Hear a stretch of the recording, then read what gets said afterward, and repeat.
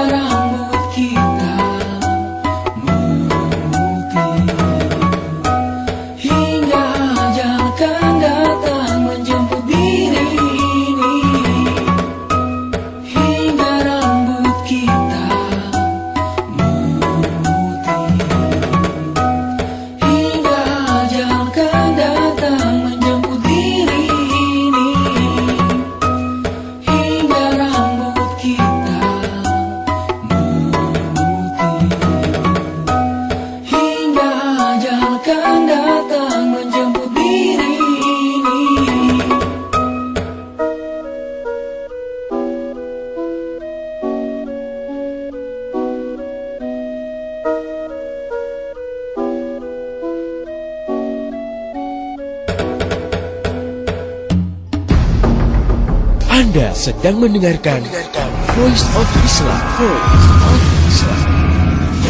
yang disiarkan oleh 273 radio di seluruh Indonesia. Untuk wilayah Sumatera Barat 1, Anda bisa mendengarkan di Female FM Padang, Sigma FM, Kampus Universitas Negeri Padang, Radio Lansekmani, Sijunjung, Solo Selatan FM, Muara Labu, Gapilar FM, Solo, Modila FM, Solo, Harau FM, Payakumbuh, dan Sapasindo FM, Payakumbuh. Voice of Islam, Voice of Islam.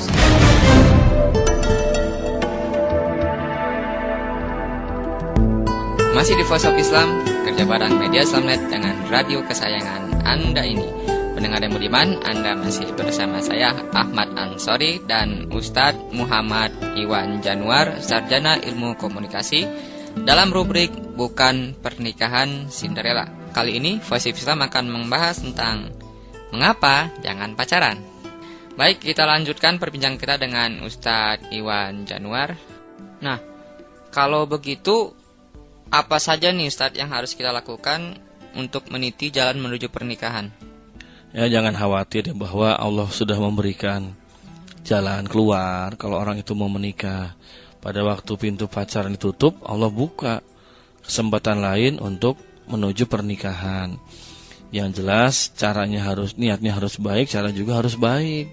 Tidak cukup hanya niat doang ya. Jadi kalau orang mau menikah, maka harus dia tahu, belajar bagaimana cara menuju pernikahan yang islami. Kalau tanpa ilmu memang berat. Sekarang ini banyak para pemuda muslim yang tidak tahu bagaimana cara menuju pernikahan. Yang dia tahu bahwa cuman pacaran satu-satunya cara untuk menuju pernikahan lagi.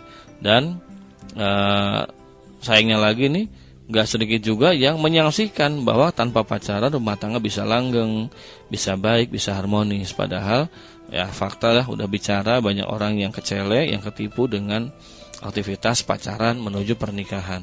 Nah, kalau ingin menikah, maka tentu pasang niat yang baik, yang kuat, bahwa menikah ini tujuannya untuk beribadah, mendapatkan ridho dan pahala dari Allah Subhanahu wa Ta'ala. Itu yang pertama. Sehingga dari niat yang baik itu, kedua, kita akan mencari pasangan yang baik-baik pula. Pasangan yang baik, yang dia tentu memiliki sifat ifah diantaranya, menjaga kehormatan diri. Dia tidak akan berbuat sesuatu yang bisa merusak harga dirinya, menghancurkan nama baiknya, Nah, dia akan jaga, misalnya dia nggak mau berkholwat dia dengan laki-laki yang bukan mahramnya, dia juga nggak mau bergaul dengan orang-orang yang fasik. Nah, kalau orang sudah punya niatan nikah ini dengan niat yang baik, maka dia akan cari pasangan yang baik pula. Makanya harus punya kita kriteria pasangan yang baik itu istri dan suami yang baik itu bagaimana ya. Kalau buat kaum pria ya diminta oleh Nabi SAW tentu mencari calon istri yang agamanya baik. Lalu yang berikutnya juga disyaratkan ya yang masih gadis ya, ini sebagai anjuran ya. Lalu yang ketiga yang bisa memberikan keturunan yang banyak ya, kalau bisa. Jadi jangan sampai menikah itu nggak pengen punya anak, justru adanya anak itu sebagai salah satu tujuan pernikahan. Dan tentu yang berikutnya adalah memiliki keluarga yang baik-baik pula. Ini penting banget ya. Nah ini jadi kita yang berikutnya harus tahu bagaimana sih spesifikasi calon istri atau calon suami yang baik menurut agama itu. Ya kalau buat yang akhwat ya tentu suami yang baik tentu ya selain masalah agama itu jelas sudah harga mati ya. Berikutnya dia punya tanggung jawab ya. Dia juga punya pekerjaan, punya nafkah. Ya apapun nafkahnya, mau itu nafkahnya nafkah di dunia perdagangan atau mungkin di dunia perburuan, nggak jadi soal. Yang penting dia punya nafkah sebagai tanda bahwa dia sanggup menafkahi anak dan istrinya itu. Lalu yang berikutnya bahwa setelah kita tahu kriteria pasangan yang baik adalah ya kita mulai hunting nih, berburu mencari calon istri atau calon suami yang oke ya.